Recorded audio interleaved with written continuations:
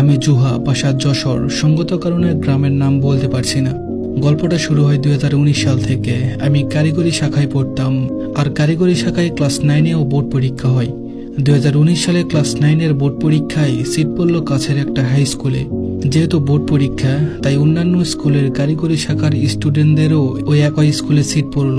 আমি নিয়মিত পরীক্ষা দিতে যেতাম। পরীক্ষা দিয়ে বান্ধবীদের সাথে বের হয়ে যেতাম। পরীক্ষা শেষ হয়।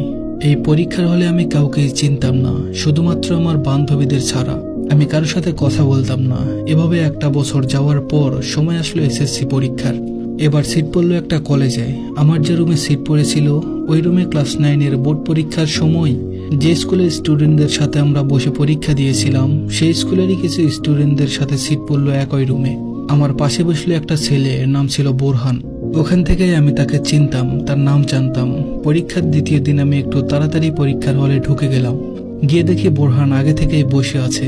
আমাকে দেখে মাথা নিচু করে বসলো। আমিও চুপচাপ গিয়ে বসে পড়লাম। তার সাথে কোনো কথা বললাম না। যেহেতু আমি শুধু তার নামটাই জানতাম, তাই বেশি কথা বলিনি। হঠাৎ করে সে আমাকে বলে উঠল, জুহা, তুমি কি আমাকে চিনো? আমি বললাম, জি না, আমি আপনাকে এই প্রথম দেখছি। তখন বোরহান বলল, আগের পরীক্ষায় আমি তোমার 4 বেঞ্চ পিছনে বসেছিলাম। আমি তোমাকে রোজ দেখতাম, তোমার নামটাও আমি জানতাম, কিন্তু কখনো তোমার সামনে যাইনি। এভাবেই রোজটুকটাক কথা হতো।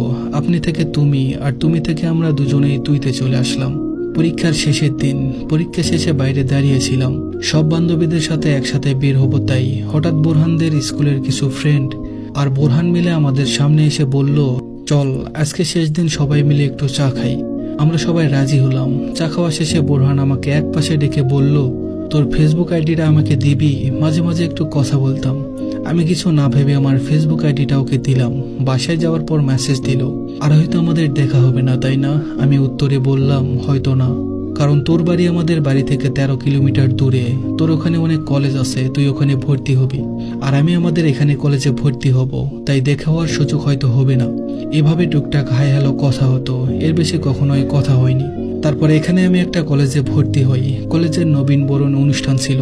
সকাল থেকে বিকাল পর্যন্ত সাংস্কৃতিক অনুষ্ঠানের আয়োজন করা হয়েছিল।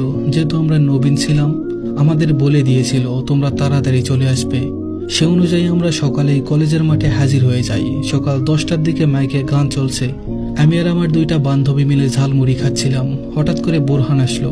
কোনো কথা ছাড়াই আমাকে একটা গোলাপ দিয়ে প্রপোজ করে বসলো। সবাই আমাদের দিকে তাকিয়েছিল। আমি কি জানি মনে করে আমার পায়ের জুতা খুলে ওর দিকে ছুরি মারলাম। তারপর আমি পিছনে তাকাইনি, সোজা অনুষ্ঠান থেকে বাড়ি চলে আসলাম।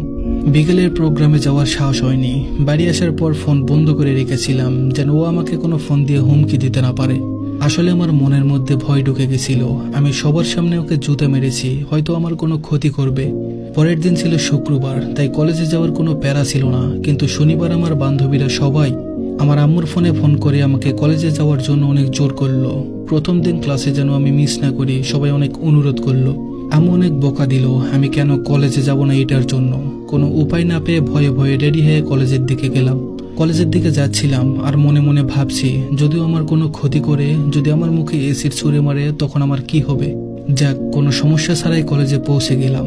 এভাবে 2-1 দিন চলার পর ভয়টা কিছুটা কমে গেল, কারণ তার সাথে না ছিল যোগাযোগ, আর না কখনো সামনে এসেছে। তারপর আমার ফেসবুকটা লগ ইন করি। লগ ইন করার সাথে সাথে আমার চোখ দুটা কপালে উঠে গেল। আমি কি ভুল দেখছি? 1000+ মেসেজ এসেছে বোরহানের আইডি থেকে। ভয়ে ভয়ে মেসেজগুলো পড়তে শুরু করলাম। মেসেজে লেখা ছিল, জুহা প্লিজ আমাকে ভুল বুঝিস না, আমি ভাবিনি তুই এভাবে রিয়াক্ট করবি।